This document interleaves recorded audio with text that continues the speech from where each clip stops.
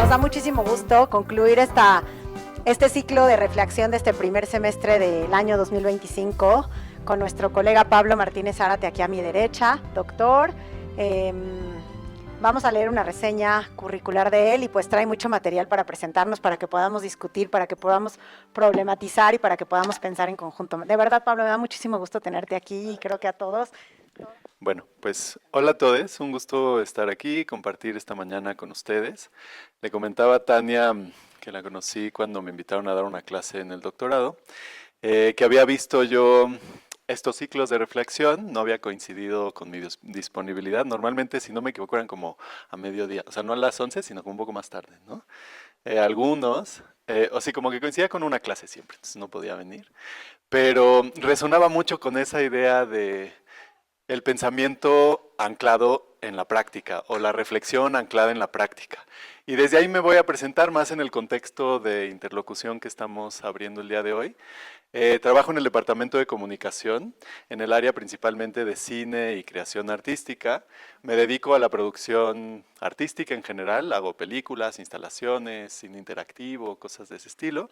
Y también mucho a la reflexión sobre metodologías de investigación artística y pedagogías críticas ancladas en el arte, ¿no? Entonces como que todo mi trabajo tiene que ver con sistematización de procesos artísticos, organización de flujos de trabajo y tratar también como de contagiar eso en las juventudes para construir como una práctica profesional desde un punto como más crítico. No me voy a presentar así más allá de eso, ¿no?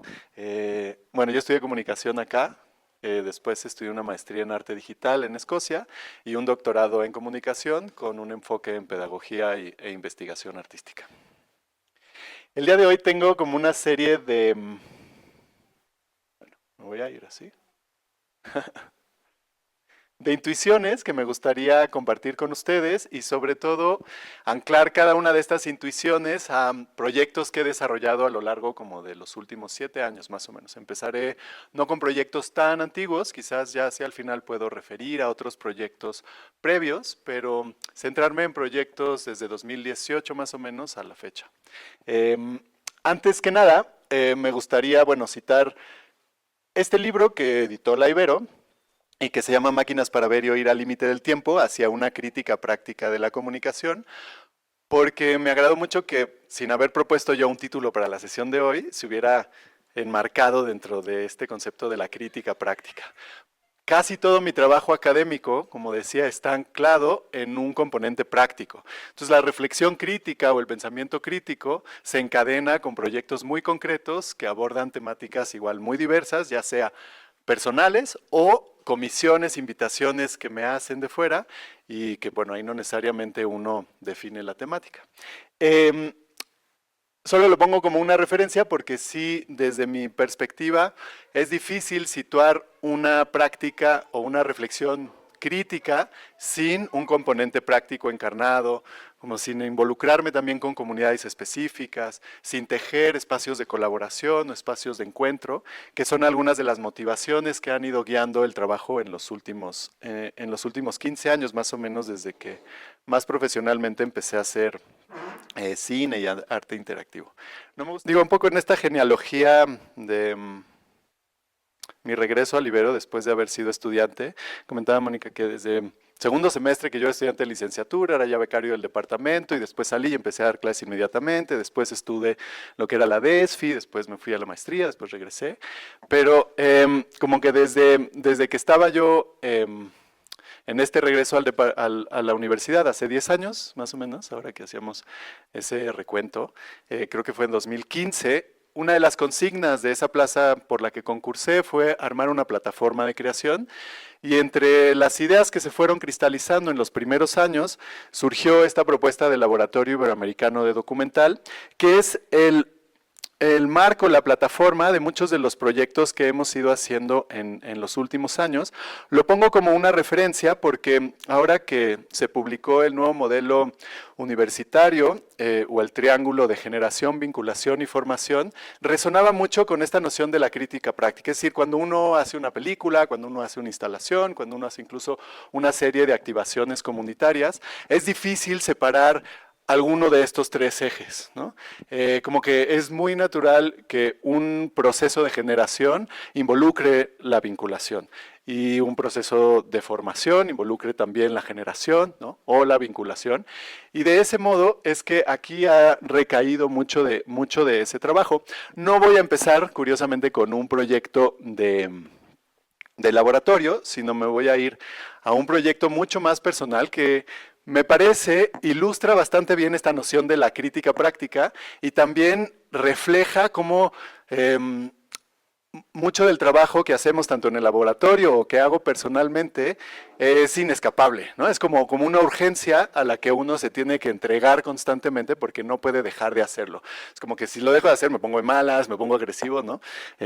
Digo, no tan agresivo, pero sí neurótico, ¿no? O sea, es como esa necesidad de estar atendiendo ciertas urgencias de nuestro tiempo, principalmente, que muy literalmente no dejan dormir, ¿no? Es así como de ansiedades que se convierten en malestares físicos y psicológicos si uno no trabaja por ahí.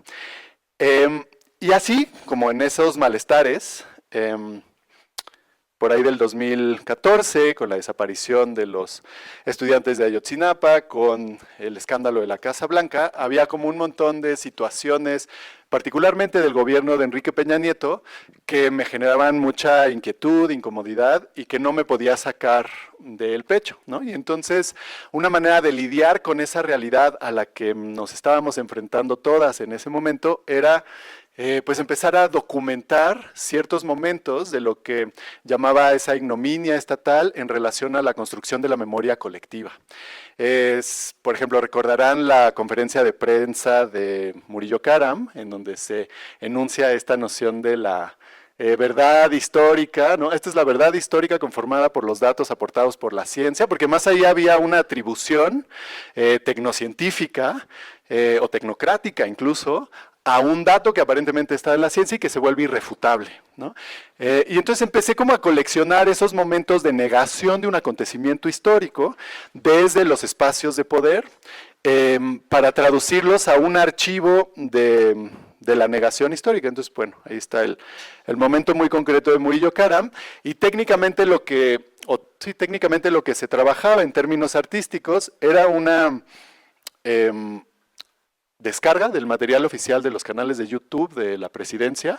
Se ubicaba el video de la conferencia de prensa, lo descargaba, localizaba el minuto exacto donde se decía esa mentira o esa afrenta a la inteligencia colectiva, o así lo interpretaba en ese momento, ese acto ignominioso. Lo alentaba, entonces si su declaración duraba, no sé, 10 segundos justamente esa frase, la convertía en 40, 50, 2 minutos y la registraba en soportes analógicos, es decir, en soportes de fotografía análoga, negativos de 35, de 120, de Super 8 en cine y de 16 milímetros, creando así un archivo físico. Este proyecto se llama Estas imágenes son verdad, un microarchivo de la ignominia, creando un archivo físico que viajaba de un lugar a otro con todas estas huellas o registros de la mentira gubernamental que se volvían palpables, ¿no? O sea, como que uno podía entonces tocar esa mentira que se buscaba enterrar y la oclusión se volvía parte del mundo, ¿no? Entonces era como un gesto mínimo que estuvo viajando por un montón de lugares. Por ejemplo, me voy a ir para acá porque creo que les doy la espalda. Este es la Casa del Hijo del Aguizote. No sé si alguien llegó a ir a la Casa del Hijo del Aguizote en República de Cuba, en el centro. Es el espacio donde se fundó el periódico de los Flores Magón, principios del siglo XX, el Hijo del Aguizote. Y sí, es como nieto o bisnieto segundo o algo así, no sé cómo se diga. Recuperó el inmueble, creó una imprenta, ya después los desplazaron, pero tenían un espacio de exhibición y entonces en la imprenta se hicieron estos grandes afiches, son como 6, 12 tabloides, 9, 12 tabloides, que después también se llevaron a la calle, ¿no? Entonces aquí queda claro cómo un trabajo de crítica se va articulando desde una solución técnica. A mí me gusta abordar la lógica de la investigación artística o el desarrollo de proyectos artísticos con un componente crítico desde dos dimensiones básicas de trabajo, o entender que la investigación artística tiene como dos dimensiones mínimas, que es una dimensión técnica que involucra los códigos, herramientas, lenguajes, tecnologías con las que estamos trabajando, y otra dimensión más discursiva que involucra ya estas dimensiones temáticas o de aspectos de la realidad concreta con las que estamos desarrollando. Hay un elemento particular de este proyecto que me gustaría compartir con ustedes, que es una serie, ahorita les pongo si quieren el Super 8, porque quizás no todos están familiarizados con estos soportes. El Super 8 es el soporte más mínimo, es una película muy delgadita, son 8 milímetros de ancho cada uno de los cuadritos.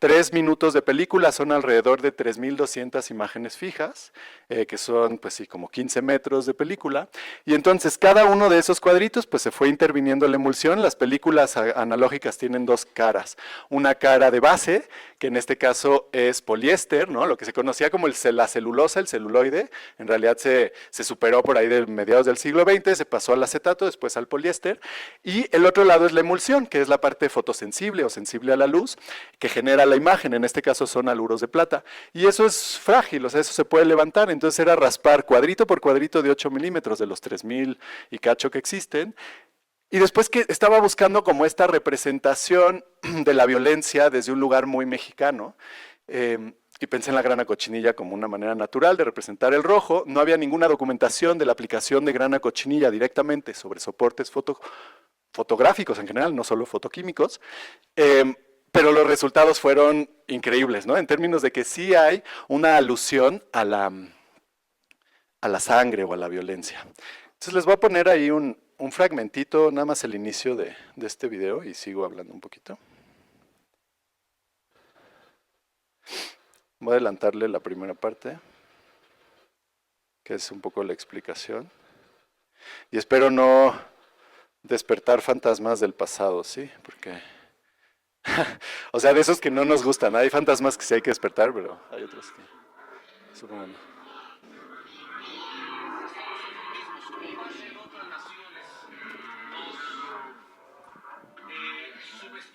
Sí se ve, no sé si se ve, pero ahorita le voy a bajar.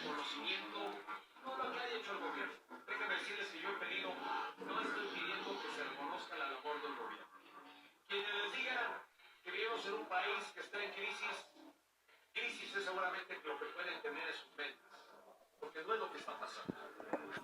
Bueno, de nuevo, fíjense qué interesante, ¿no? Crisis es lo que deben de tener ustedes en sus mentes, ¿no? Porque las cifras nos ofrecen otra realidad. Y esa confianza ciega en las cifras me parece que atraviesa una serie de paradigmas que operan mucho más allá de las instituciones gubernamentales y que por supuesto impactan, por ejemplo, la manera en que se concibe, se produce y se evalúa el conocimiento en una universidad, entre muchos otros ejemplos, ¿no? Pero bueno, lo que tenemos aquí son 3 tratamientos técnicamente diferentes de ese material, son 3 rollos de Super 8 distintos. Es un rollo que se llama reversible, lo que significa que termina en un positivo, no en un negativo. Todo esto se revela en cubetas. Este es el positivo. Este es un proceso de solarización nivelado, haciendo alusión a ese ocultamiento o a ese enterramiento también de la historia o de la memoria. Y después este es el que les comento que está intervenido cuadro por cuadro y entintado con grana cochinilla para generar esa noción pues de violencia desde un lugar muy mexicano. Además de esta cita, me interesa mucho que se relaciona con la noción de la crítica práctica. He estado reflexionando en los últimos 6, 7 años mucho sobre qué implica, puede ser el pensamiento crítico, puede ser la acción crítica, puede ser la práctica crítica, y cómo desde la tradición europea muchas veces el entendimiento de lo que es crítico supone un desprendimiento o un alejamiento de la realidad que se esté evaluando. Es decir, yo voy a analizar el contexto mexicano y entonces lo veo como con cierto escudo y pienso que ¿no? O sea, como que estoy haciendo una crítica de algo que no me atraviesa, que no me toca. En este caso, se concibe a la noción de lo crítico desde un lugar muy distinto, que es el lugar de la crisis, que define a la propia práctica crítica. Es decir, el pensamiento crítico, la práctica crítica está en crisis, es inestable, es frágil, es vulnerable, no tiene una base sólida y por lo mismo gran parte del trabajo se adentra en esa fragilidad misma de la práctica. Es también una ética que gira muchas de las lógicas hegemónicas de la producción de sentido y de conocimiento, no solo de conocimiento, sino de sentido y de entendimiento colectivo, que se ha tratado de desafiar sistemáticamente con estos proyectos. Algo que me gustaría también, bueno, también hay un libro muy bonito en donde aplicamos la grana cochinilla en un proceso híbrido entre risografía y se me olvidó ahorita cómo se llama esa técnica, pero bueno, hicimos una aplicación de grana cochinilla sobre impresiones de risografía y bueno, también funciona bastante bien. No teníamos ninguna documentación de cómo hacerlo y generamos esos registros.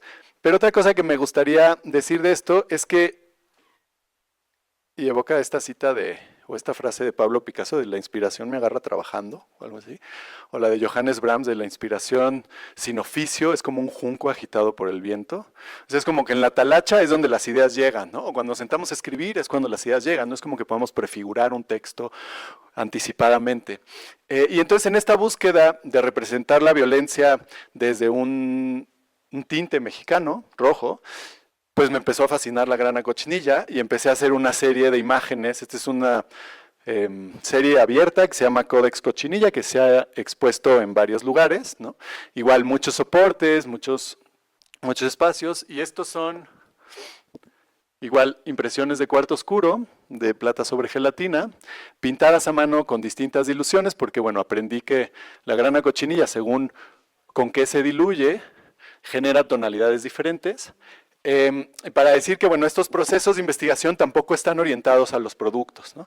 Y gran parte de la lógica o de lo que fomentamos dentro del estudiantado, incluso al momento de producir cine, de producir arte, es superar como ciertos imperativos de mercado que nos invitan a abordar la producción, incluso de conocimiento a nivel más académico, desde el producto y no desde el proceso, ¿no? Y entonces aquí cuando nos centramos en el proceso podemos reconocer que de un mismo proceso, de una misma, en este caso, experimentación formal, técnica, con un soporte, pueden salir un montón de productos, ¿no? Por ejemplo, ahora ya tengo hasta playeras, ¿no? Y cosas así, ¿no?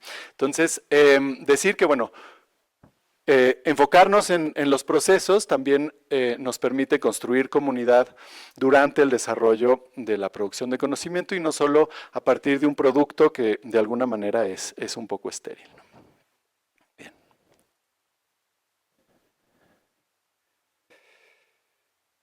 Voy a ir saltando entre proyectos, en cualquier momento me interrumpen, así con toda la confianza, ¿no?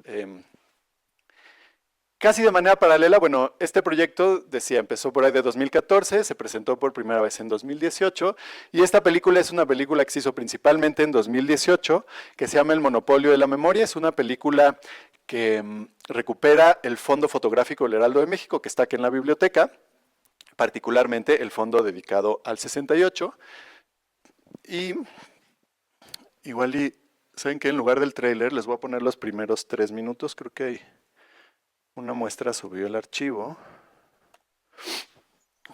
Esta peli la pueden ver, bueno, gratis aquí, también gratis en la plataforma del IMCINE, que se llama Nuestro Cine. Si no la conocen, se las recomiendo un montón. Hay un montón de pelis mexicanas gratis, otras que no son gratis, también de todo el mundo, no solo mexicanas. Le dejo por ahí, como para establecer este punto. Gran parte del enfoque de la crítica práctica, decía ya, es metodológico. Hay un espíritu metodológico, ¿no? De organización de los procesos de creación. Y así han surgido como ciertas intuiciones metodológicas, que no metodologías, que rigen algunas de las exploraciones que hemos hecho.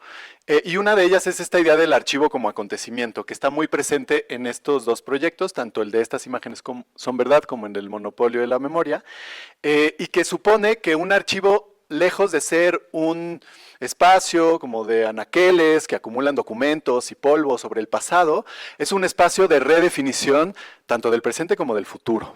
Dice Ariela Zulay, alguien a quien recomiendo mucho leer, que la historia siempre será potencial, en el sentido de que siempre hay otra versión posible de los acontecimientos. Y regresar a ese pasado, ¿no? Como que apunta no al pasado, sino al futuro.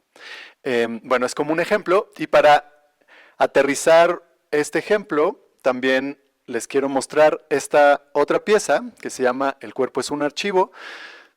Esta es una comisión que se me hace desde un museo en Tlatelolco, a propósito también de los 50 años del movimiento estudiantil.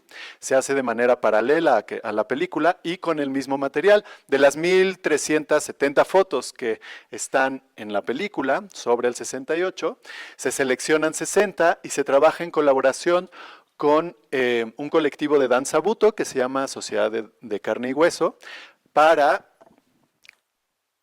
El cuerpo es un archivo, juego para 10 cámaras.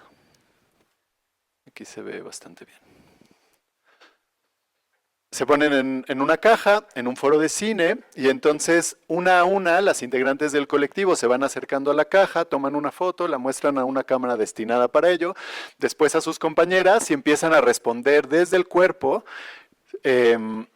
a la imagen, ¿no? Fue un performance, bueno, en su registro, que duró más o menos 3 horas y media, y que termina en una pieza que se montó primero en esta instalación, ahí en el Centro Cultural Universitario Tlatelolco de la UNAM.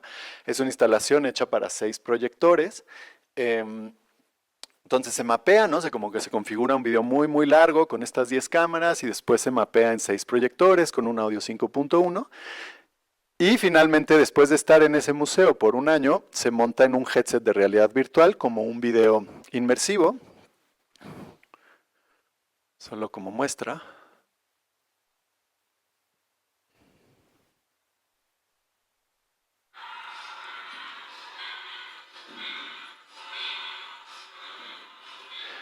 Aquí está la caja, ¿no? Muestran a la cámara y después a sus compañeras.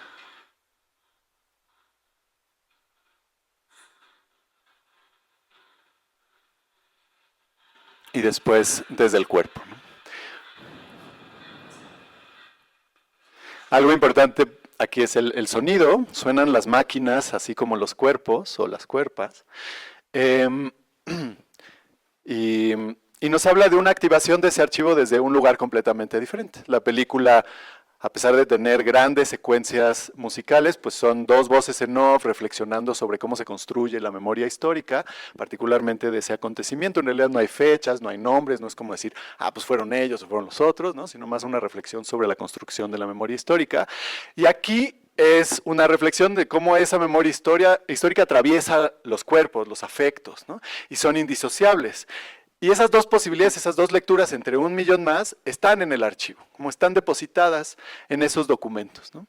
Y entonces como que este pensamiento metodológico se aplica a estas piezas y se van articulando lecturas críticas sobre un acontecimiento, pero también sobre el archivo que retrata ese acontecimiento y lo que ese archivo nos puede ofrecer sobre ese acontecimiento.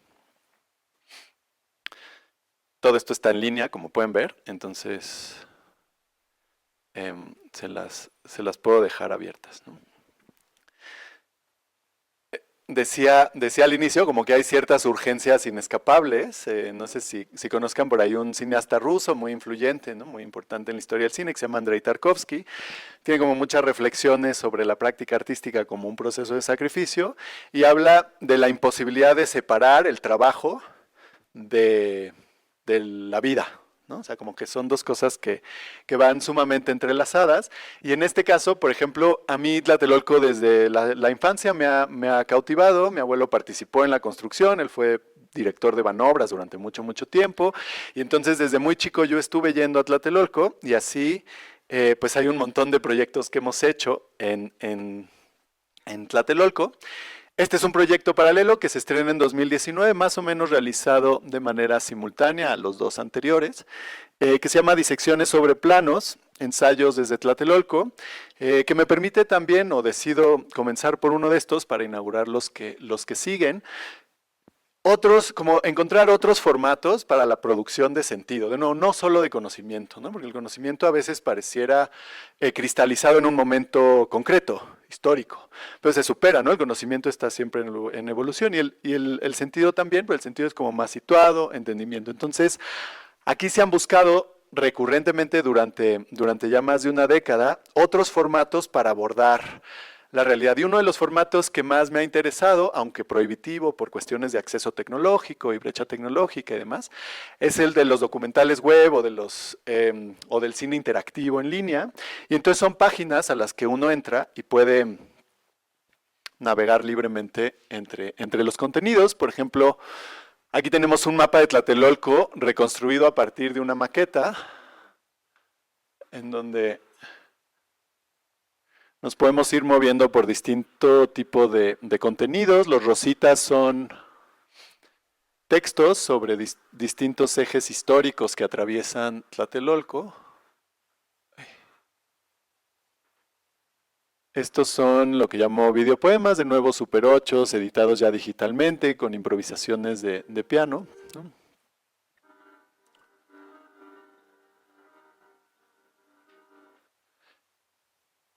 Y también videos inmersivos en los que se construye una reflexión sobre las capas históricas que coexisten en Tlatelolco como un componente central de los rasgos identitarios o de los ejes desde los cuales se construye la identidad individual y colectiva en México, ¿no? Algo importante acá también es hacer compatibles sistemas tecnológicos, que no son otra cosa que modos de entender y representar el mundo, que parecieran incompatibles. Entonces son videos hechos para cascos de realidad virtual, pero que parten de materiales analógicos en Super 8, ¿no? Y entonces como que se hace una traslación entre estos soportes y se van construyendo estas esferas. Y tanto en los proyectos anteriores, le voy a poner mute acá, como en este, se vuelve muy evidente otro componente muy importante para este trabajo, que tiene que ver con la iteración de la investigación. Es decir, no es como que se llega a un punto final y se concluye una investigación, ¿no? De hecho, como que empieza otra etapa de vida que tiene que ver con el contacto con una audiencia, un público y, por supuesto, la construcción de comunidad. Entonces, en este caso se hizo una aplicación para headset de realidad virtual, donde esos videos inmersivos se van editando aleatoriamente con un control, o sea, como que el usuario va dando clic y va saltando entre ellos. Y se tienen algunos elementos concretos, como de visualización, de acompañamiento, como más escultóricos, que son estas piezas de impresión láser. Aquí se ve bien. Los libros, ¿no? Hay un libro que recopila todos los textos y otras cosas. Y el tezontle, que bueno, es una fascinación que tengo. Sabrán que gran parte de la geología del Valle de México tiene que ver con el tezontle, y bueno, no solo el Valle de México, sino en los alrededores, y es uno de los materiales que se ha explotado sistemáticamente y que de alguna manera construye, ¿no?, toda nuestra ciudad en el centro y en otros lugares, en gran parte de los edificios. Esta iteración es importante porque ahora que pase al otro proyecto, fue una de las reflexiones que tuve con la investigadora que lideró ese proyecto, porque es en la búsqueda de estas salidas, de las puestas en relación, de los espacios de interlocución, de la construcción comunitaria, que como que las preguntas de investigación se van replanteando constantemente. Entonces se van encontrando nuevas preguntas en función de las interlocuciones que se tienen. Y eso es algo a lo que apelamos mucho en el proceso de desarrollo de Forensic Landscapes. Forensic Landscapes, déjenme antes de que se me olvide, voy a abrir aquí otra pestaña de Drive. La voy a poner en el orden que le toca para mostrarles unas cosas. Anne Hufschmidt, una investigadora alemana que ha vivido muchos años en México, ahorita más bien va y viene, pero estuvo aquí afincada por más de 2 décadas, estuvo documentando trabajo forense hecho ya sea por científicos forenses en Argentina, Guatemala y México, o por familiares de personas desaparecidas que terminan llenando esos huecos estatales o esos huecos también en la procuración de justicia. Y me busca para tratar de hacer una narrativa inmersiva o un web documental con todos esos materiales videográficos y testimoniales que había coleccionado durante varios años. Les voy a poner el tráiler, bueno, o sea, la intro, ¿no? Esa frase final a mí siempre me ha gustado mucho, ¿no? Porque nos habla de esta posibilidad de futuro de trabajo forense, pero también de creo que cualquier trabajo crítico, ¿no? No solo es por lo que ya no está, por lo que ya pasó, sino por lo que puede ser y construir otros horizontes de posibilidad. En gran medida por eso trabajo acá, ¿no? O sea, como la educación y las artes me parece que inciden directamente en lo que es posible y podemos redefinir lo que es posible. Y eso es algo que incluso he como platicado de manera como muy, ¿cómo le llaman? Encandilada con colegas acá, de que a veces, por ejemplo, en cine es muy claro, ¿no? O sea, que hay que cubrir ciertas exigencias del mercado en términos de formación profesional de estudiantes. Pero a veces pienso que a la universidad le compete redefinir el mercado, no ajustarse al mercado, porque el mercado pues tendrá otras motivaciones, y más una universidad como la Universidad Iberoamericana, podríamos pensar que le compete reimaginar lo que el mercado quiere, puede y podría también hacer. Este proyecto tiene 8 escenas inmersivas, son 8 escenas en donde conviven audio, texto y video, y bueno, y sonido también.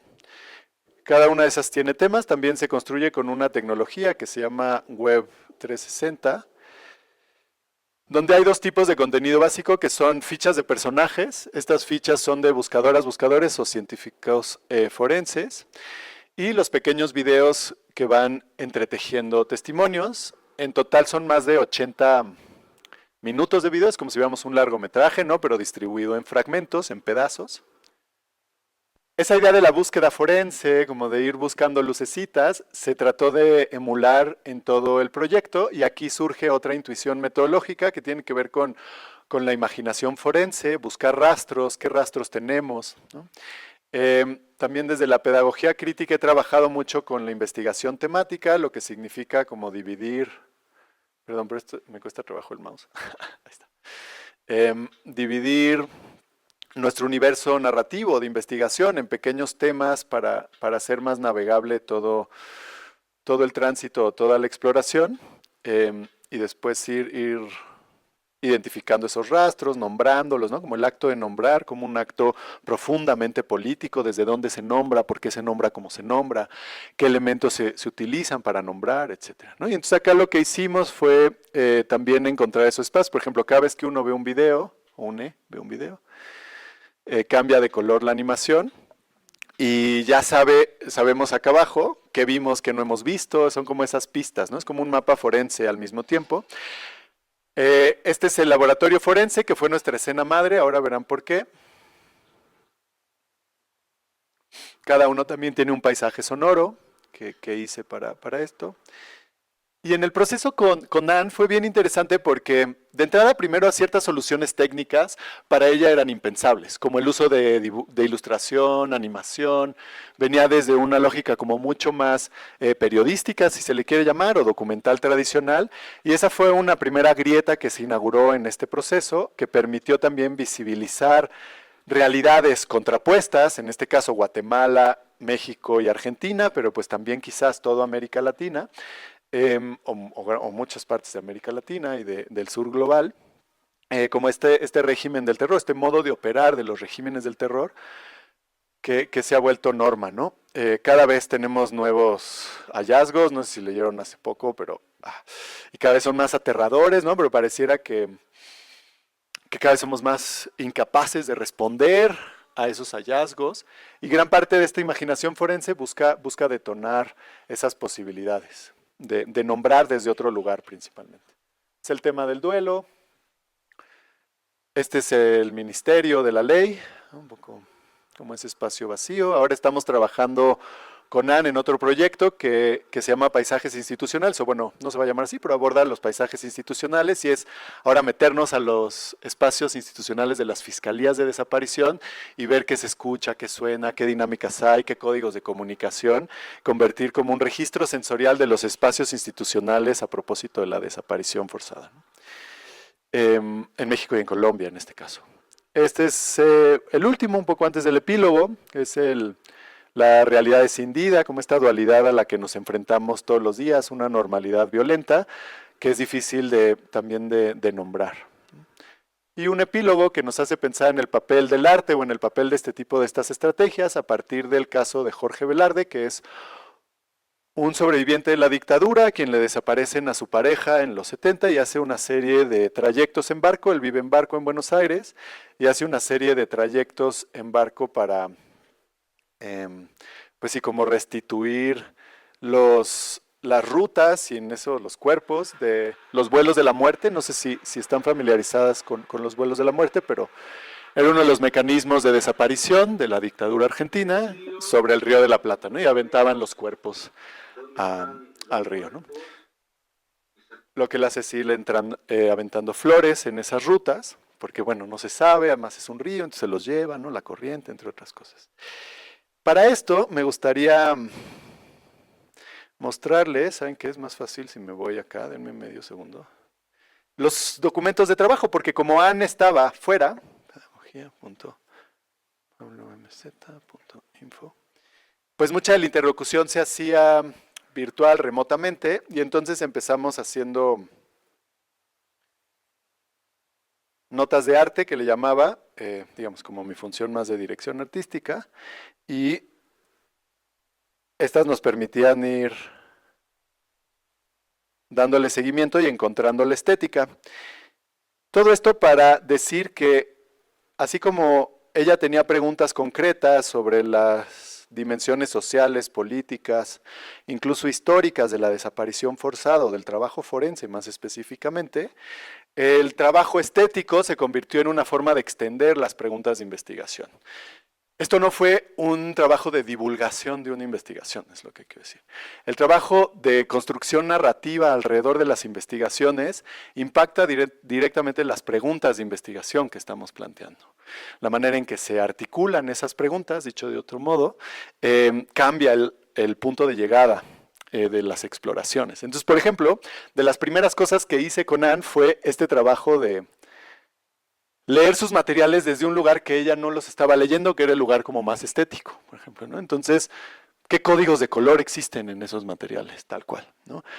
Por ejemplo, aquí es la tierra del desierto en un gran plano general, es decir, un plano muy abierto, el plano detalle de la ropa encontrada en ese desierto, un plano detalle de esa misma arena o de los huesos, ¿no? Y entonces, ¿qué colores hay? ¿Qué materialidades nos arrojan para llegar a un mapa de correspondencias cromáticas que atravesaban todos esos corpus videográficos y después aplicarlo al diseño de cada uno de los proyectos, ¿no?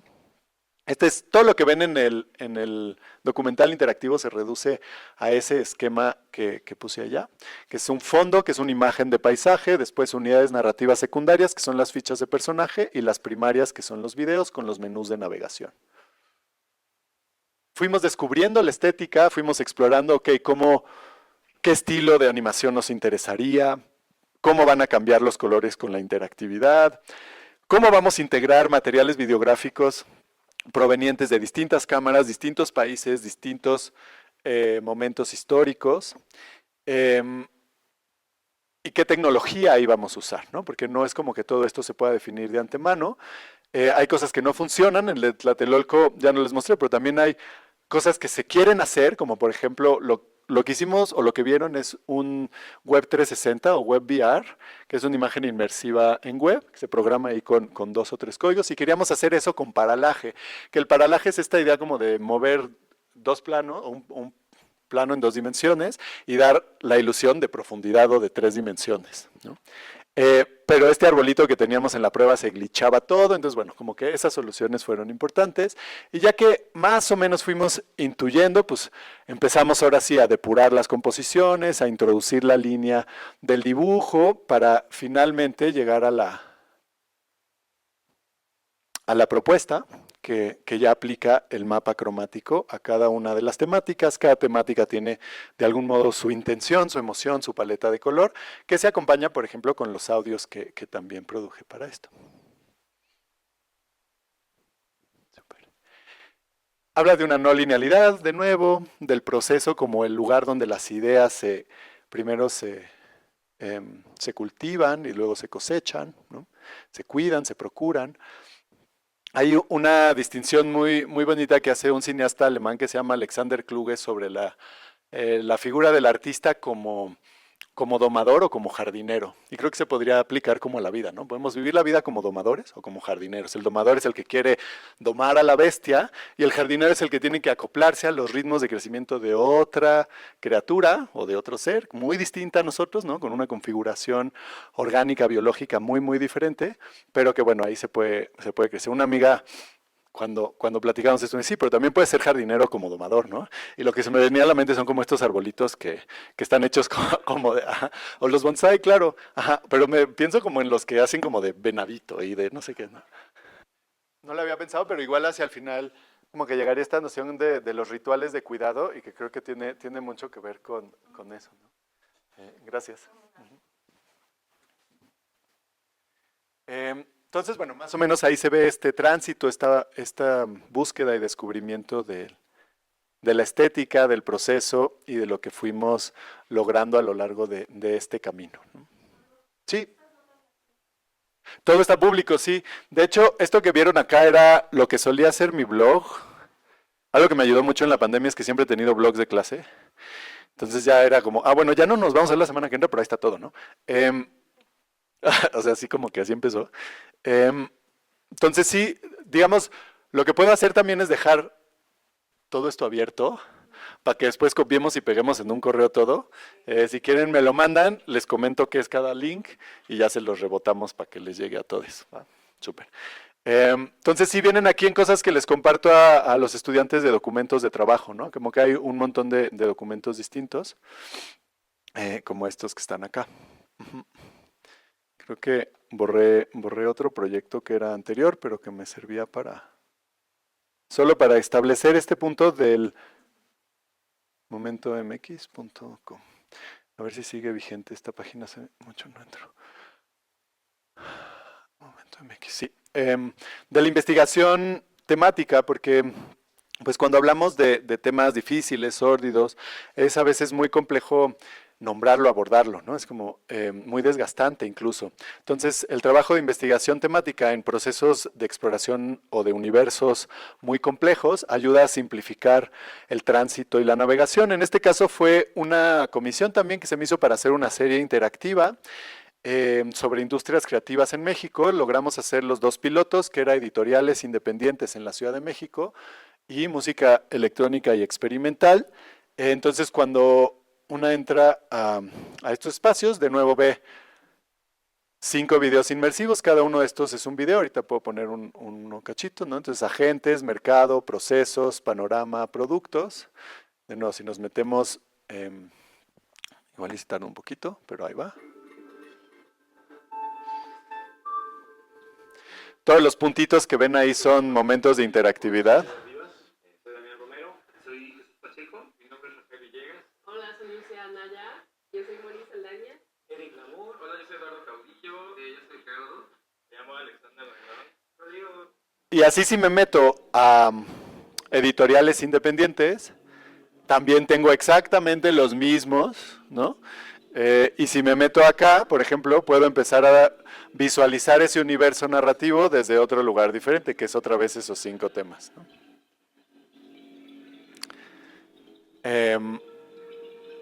Bien. Creo que había cerrado unas cosas, pero bueno. Silenciar. Va. Y acá también opera eso. Este es un documental interactivo que nos comisionaron para retratar la relación de artistas con el Estado en Cuba, a partir aquí de 4 temas, o 5 temas, perdón, que son censura, contexto, mercado, la formación y la obra.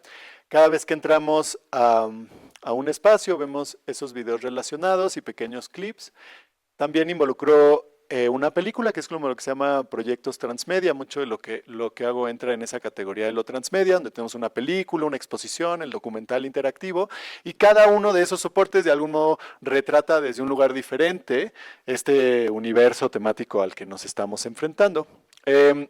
así como en los otros había que escuchar el espacio de representación o la temática para trabajar, aquí estuvimos haciendo una investigación iconográfica de mapas de Cuba y con un artista plástico pues reconstruimos un mapa de Cuba para hacer también con esto, si le quitamos todos los, cada uno de estos tienen sus tonos, ¿no?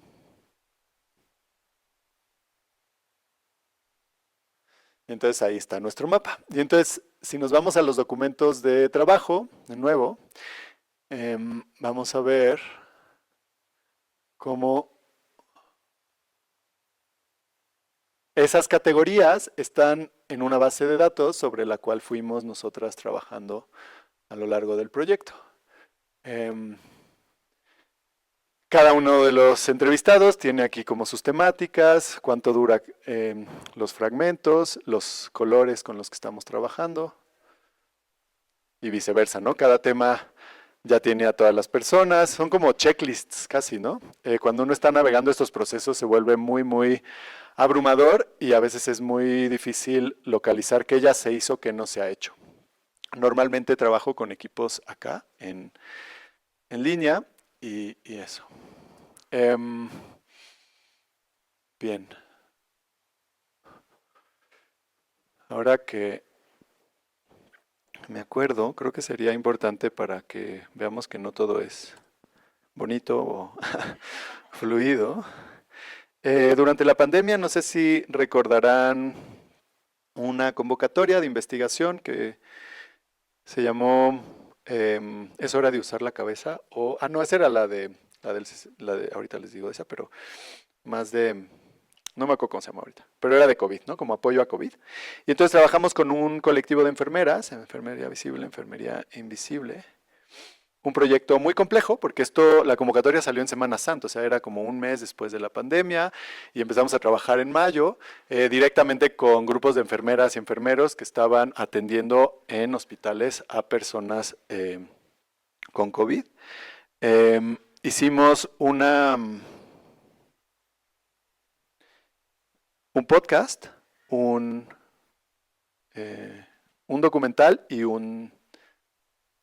si no se los pongo acá es Iberodocs, y un cómic, pero en algún punto del proyecto, imagínense que sacábamos cada uno de los historieta, bueno, les pongo la historieta, es lo de menos. Cada uno de los podcasts salía una vez a la semana, y entonces estos podcasts de cada semana implicaban la redacción de un guión, la aprobación de ese guión por más de 20 enfermeres, la edición de las entrevistas y su publicación, ¿no? Y a veces como que cuando no se está inmerso en el proceso artístico pareciera que las ideas no salen de estos procesos, sino que salen de manera espontánea, ¿no? Así pues ahí te va una propuesta y tú ya me propones una idea casi prefabricada, y eso llevó como a una tensión con la líder del proyecto, y sí terminó en una mediación. O sea, yo tuve que recurrir a la dirección de investigación para que nos apoyaran en la mediación con las enfermeras, porque se había vuelto muy difícil seguir avanzando con el proyecto.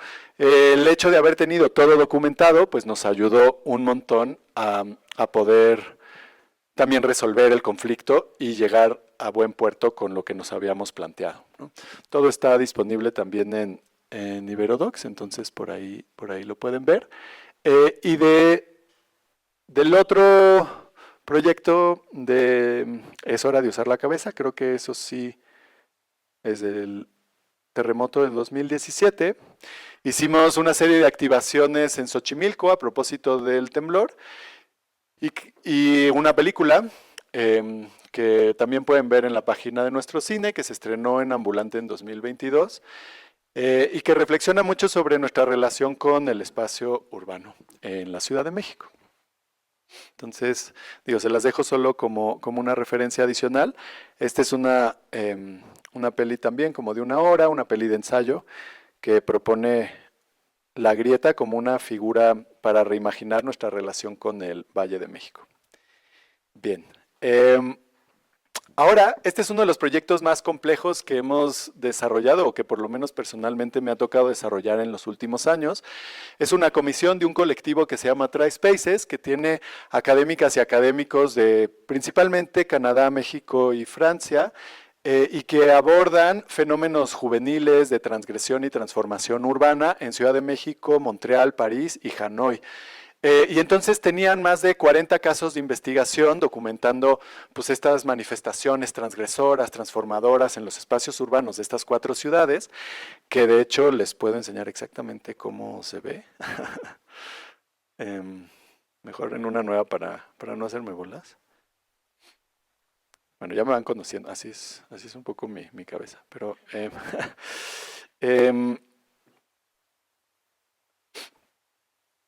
entonces, de nuevo, estos espacios de trabajo y, si no me equivoco, este es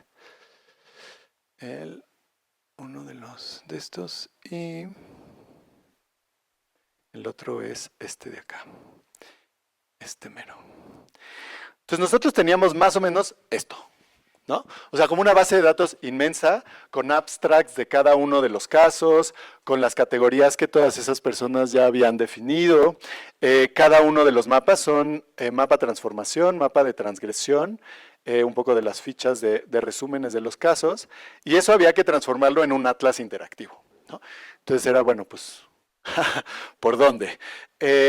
Aquí, de nuevo, así como en lo forense, pues nos vimos inspiradas por el trabajo forense, acá nos vimos inspiradas por el trabajo cartográfico de este colectivo, principalmente de científicos del Instituto de Geografía de la UNAM, la Universidad de Montreal, ¿no? Eran como las áreas de trabajo y sobre esas fuimos trabajando y aquí como que la primera intuición del territorio fue, el territorio es un tejido, entonces vamos a hacer todo textil. Todo lo que ven en elementos digitales existe físicamente, o sea, la tipografía, las puntadas, se convirtieron como en pinceles de Photoshop, se convirtieron en objetos en tercera dimensión y con eso fuimos creando este atlas interactivo, que tiene 3 mapas diferentes. El mapa de transformación es el primero, el mapa de transgresión y luego el mapa de experiencia, que mapea a todas las agencias, actores que participaron.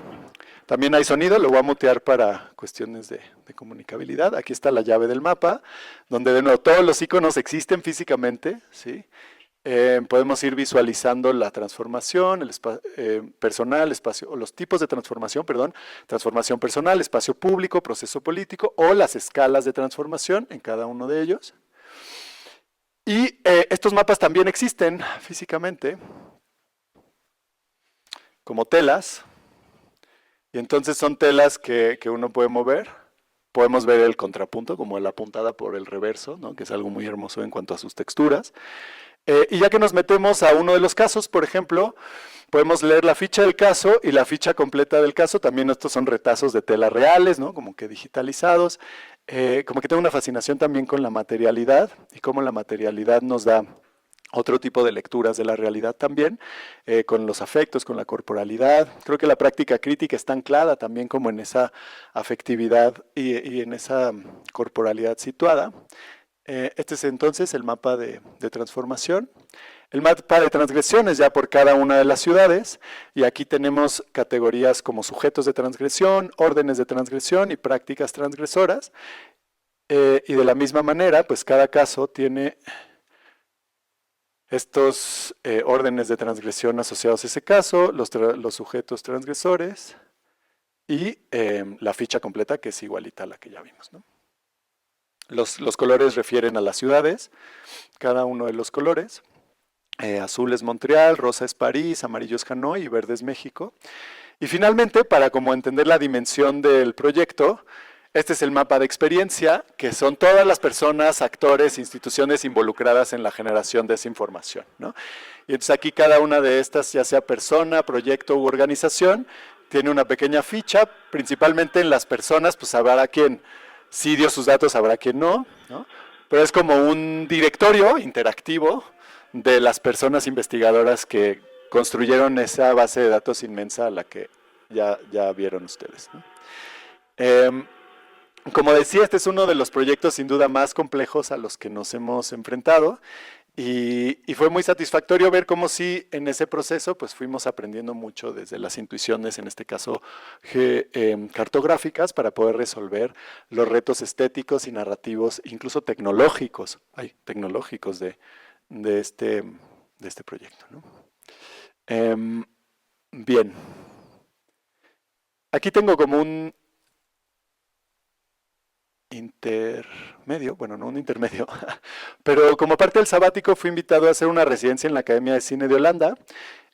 Salieron varios productos, un libro, un documental y un...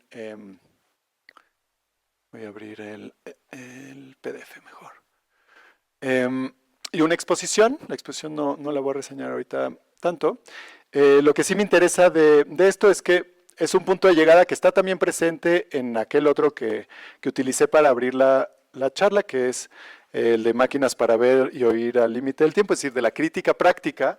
Hay un componente importante de pedagogía crítica, o lo que llamo pedagogía centrífuga o excéntrica, que no es otra cosa como que se desplaza de su centro. O sea, la pedagogía como una oportunidad para cuestionar nuestros centros de enunciación, los sitios de hegemonía, los espacios de orden, de poder, de procuración del orden también y de la norma. Y este manifiesto, digo, el libro documenta muchas cosas, unos talleres, una conferencia, algunas nociones de la cámara cuerpo, que es otro taller. Ese es uno de los campos, aquí no lo traje mucho, pero que más me interesa, que es la exploración corporal desde la cámara. Trabajando con Aura, la de el cuerpo es un archivo, llegué a esta noción del cuerpo cámara y la cámara cuerpo como una ética de la filmación. Entonces como que trabajo coreográfico para la cámara, como una ética del registro audiovisual, como cuando ponemos un dispositivo que registra, hay una complicidad ética, hay una afectación entre los cuerpos que participan de ese acontecimiento y se va transformando. Y el punto de llegada que más me interesa acá es la noción de la pedagogía como un ritual de cuidado, ¿no? Entonces hay como que dos componentes importantes aquí, la pedagogía como ritual, lo que supone cierto ordenamiento, estructura, institucionalidad, espacio de orden. Es un ritual positivo, contrario a un ritual negativo, es decir, es un ritual que fomenta la transformación, no la condiciona, fomenta la emancipación, la liberación y no la sujeción o alineación con una visión particular. Y de cuidado no solo en el sentido de las personas, sino de todo lo que está en juego en un espacio pedagógico, y ahí es donde me parece que la universidad está justamente atravesada por todo esto. Afortunadamente ya llegamos ya saben cómo son estos procesos, pero ya llegamos a la versión en español aprobada y ya se va a publicar por la Ibero y por la Universidad Autónoma de Aguascalientes. Pero bueno, esta es la versión en inglés. Me había traído uno físico porque como pueden ver, acá hay que voltear el libro para leer el manifiesto, ¿no? Y como que se juega mucho con la orientación como un gesto también de descentrar la mirada. Pero esencialmente no hay pedagogía sin cuidado. Todos los participantes estamos como involucrados en cuidar de ese espacio y de quienes participan de él. Parece que eso aplica para la universidad, ¿no? Cuidar las modalidades de comunicación, cuidar las condiciones para las relaciones significativas, cuidar las ideas y el conocimiento que compartimos, las posibilidades de producción del conocimiento y entendimiento mutuo, la exploración de terrenos desconocidos. Por ahí en el manifiesto se dice, ¿no? Hay una crisis profunda en la educación, que es algo que he explorado también de manera paralela durante varios años, y a veces desde las instituciones como que se resiste mucho a la crisis. Acá se propone abrazar la crisis. No, si la crisis es una oportunidad de transformación, es un espacio sí de fragilidad, vulnerabilidad, pero por lo mismo de transformación, podemos abrazar la crisis desde ese lugar, y si nos cuidamos en el proceso, lo más probable es que florezca algo hermoso de ello. Y entonces aquí, bueno, también es cuidar por los cuerpos, tanto humanos como más que humanos, por los nombres presentes o ausentes, por los participantes, digo, por las heridas, las urgencias, las motivaciones, las luchas, los sueños, los miedos, las angustias, ¿no? Porque a veces, incluso a quienes estamos acá, se procura mucho las angustias de los estudiantes, de los familiares de los estudiantes, pero ¿y nosotras? ¿No? Quienes estamos también conteniendo todo el tiempo. Ahora hablaba del proceso que fue coordinar la maestría en cine durante la pandemia, ¿no? Y ahí era como muy retador también de este lado. O sea, ¿quién contiene de este lado? Uno está en contención todo el tiempo, pero ¿quién contiene a uno, ¿no? Creo que como comunidad es donde nos tenemos que apoyar, contener, abrazar. Nos importa el mundo, cuidar el mundo más allá del espacio educativo, ¿no? Y crear otro tipo de condiciones, y no solo mejores, sino otro tipo de condiciones de coexistencia entre humanos y más que humanos. ahora que es un poco como esa evocación del guardián, me gusta mucho, gracias por compartirlo. Y hace poco leí un libro bien lindo, que es de esta editorial anarquista, eh, Vagabond Books, Pirate Care. Entonces seguro, creo que lo pueden encontrar en línea. El subtítulo es Acts Against the Criminalization of Care, or of Solidarity and Care. Y combina dos figuras, la de la cuidadora, tradicionalmente mujer, ¿no? Y la del pirata, tradicionalmente hombre, ¿no? Y dice, lo que necesita nuestro tiempo son piratas cuidadores o cuidadores piratas.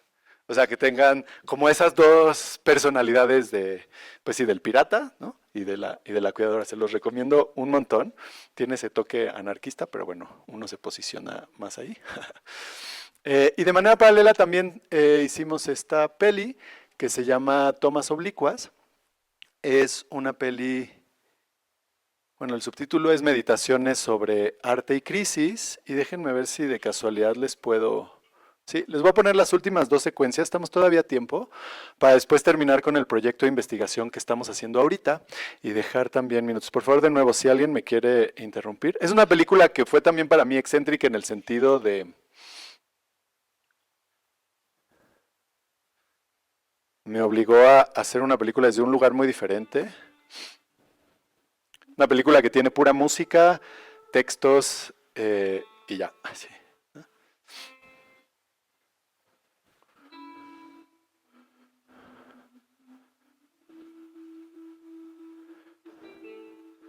Les dejo el epígrafe y les pongo un poco, nada más el principio, ya paso al final mientras hablo en el principio. Uno de los componentes que estamos aquí como explorando tiene que ver con algo que también me llama constantemente, como comunicólogo también, que es cómo miramos, cómo nos relacionamos con los dispositivos en función del entorno, cómo los celulares, en este caso hace poco leía 2 días un paper que comparaba a los celulares como un parásito, ¿no? O sea, como que está exprimiendo constantemente a su huésped, ¿no?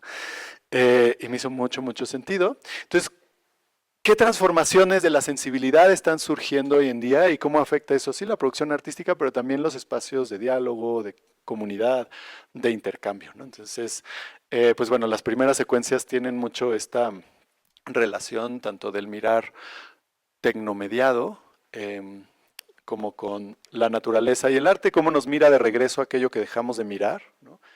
Así van apareciendo las preguntas, ¿qué vemos? ¿Por qué vemos? ¿Para qué vemos? Les dejo un cachito de la siguiente secuencia, que es linda, y ya pasó a las últimas 2 secuencias.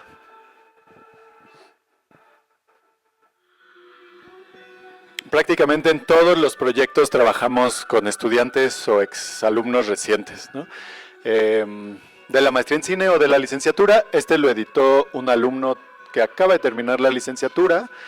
Y algo importante que hay que decir es que casi todos estos proyectos, incluso los que tienen fondos de investigación, pues uno tiene que terminar pagando. Por ejemplo, la memoria se filtró por una grieta, fue un proyecto que se financió en 2018 a propósito del terremoto del 2017, se entregaron varios productos en 2019, pero la película se pudo terminar hasta 2022, ¿no? Entonces fueron 3 años pues de estar poniéndole, pues sí, dinero, tiempo, energía a algo, y de nuevo es regresar a esta noción de que no se puede separar la vida del trabajo, ¿no? Digo, ya quienes me conocen, digo, Paula me conoce, así, entonces tampoco lo digo sin, así como quejas, sino nada más como realidad. El Vimeo, la página de internet de Iberodocs, pues todo lo pago yo, no hay un presupuesto de Iberodocs, ¿no? O sea, como que tengo que buscar constantemente apoyos, pero también es como una convicción a la que se apunta. Ojalá que eso cambie algún día, pero bueno, por ahora, así estamos. Les dejo entonces las últimas 2 secuencias. Lo que me gusta del cine que hago es que no hay spoilers, ¿no? O sea, como que no es cine narrativo, no es como que como estropees la historia.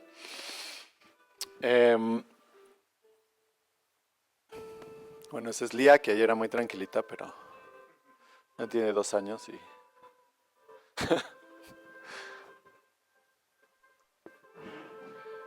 Porque bueno, estas 2 secuencias plantean en las preguntas los ejes de la práctica crítica o la crítica práctica, ¿no?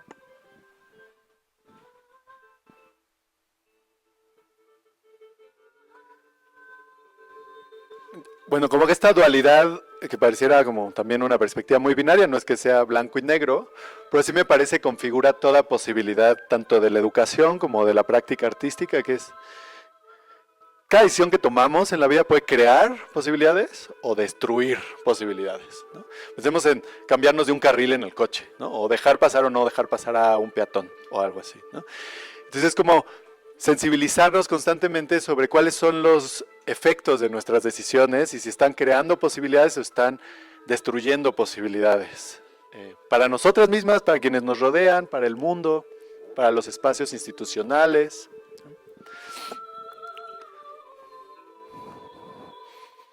Y bueno, ahora sí ya la secuencia final.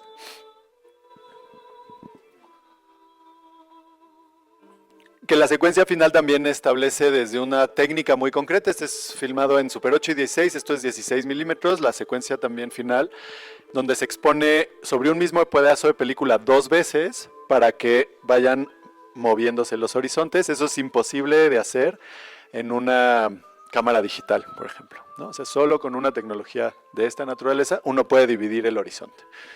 Así. Se tapa el lente, se expone, se tapa el otro lente, se vuelve a exponer. Y esa es la pregunta que está detrás de esa metáfora visual, ¿no? ¿Qué horizontes convocamos? ¿Cómo podemos convocar esos horizontes? ¿Qué necesitamos para que se hagan posibles? Y la convicción de que no hay como una separación entre estas posibilidades que planteamos y su encarnación, ¿no? O su actualización en el presente. Es decir, podemos cambiar el mundo todos los días, si nos los proponemos, ¿no? Pero para eso hay que cambiarnos y es bien cansado también, ¿no? Y doloroso, por supuesto. Y es desde ahí, sobre todo desde este último proyecto, que surge el nuevo proyecto que se llama No se enseña a hacer arte, se acuerpa. Y este es el espacio de trabajo. Les voy a enseñar un par de cosas. Esencialmente lo que estamos haciendo, bueno, son igual un montón de productos, un laboratorio de pedagogías artísticas que tiene distintos momentos, un policy brief eventualmente para la universidad en términos de cómo evaluar la investigación artística y fortalecer la formación artística, y una película, un sitio web y una instalación física que recupera testimonios de artistas. Son hasta ahorita 26 entrevistas, esperamos llegar a 30 mínimo. Son artistas que dan clases en contextos ya sea formales o informales, cómo se relacionan con la idea de investigación, con la idea de docencia, con la idea del estudio de artista, que es este espacio, pero también como el proceso de estudio, y cuál es el sentido para ellos de la educación. Y me gustaría ahorita pasarles unas muestras de materiales que tenemos por aquí. Y contarles que me estrené en una herramienta particular de inteligencia artificial, que no voy a mencionar. No, sí, bueno, en ChatGPT no lo había usado realmente hasta hace poco. Entonces yo dije, bueno, voy a mandar, aquí están las transcripciones, ¿no? Tengo un documento con todas las transcripciones de las 24 primeras entrevistas que suma como 160 páginas. Entonces, se lo voy a dar a ChatGPT para que me entregue correlaciones temáticas y pues no, o sea, como que crasheaba y así. Pero en su incapacidad de responder a mi demanda, porque la herramienta quizás no era la correcta, empezó a inventar entrevistades y les empezó a inventar testimonios, ¿no? Y surgió por ahí un personaje que se llama Tsotsuka, de la inteligencia artificial. Originalmente yo iba a ser quien iba a tejer las entrevistas como narrador, pero ahora será Tsotsuka, justo, ¿no? O sea, como que es que además tiene un nombre así como muy, no sé, raro, y esta onda de ponerse como en, aquí sí obvio le voy a poner mute, como de ponerse en primer plano, ¿no? Como que esa es la primera manifestación real, como física, de Totsu Kano. Sucedió hace un par de semanas. O sea, es mi boca, obviamente, me voy a caracterizar, ¿no?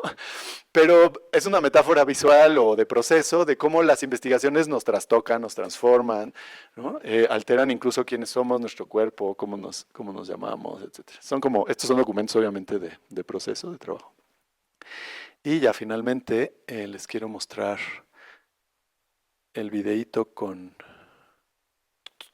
creo que está aquí,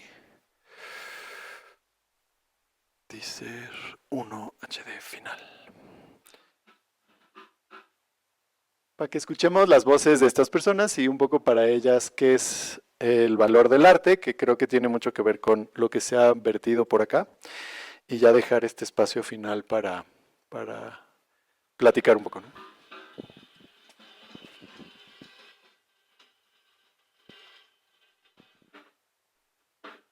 La pregunta es, ¿qué sentido tiene hacer lo que hacemos? ¿No? O sea, es un poco la última pregunta de las entrevistas. Y creo que es el motor también de esta crítica práctica de la comunicación o en general, ¿no? La crítica práctica.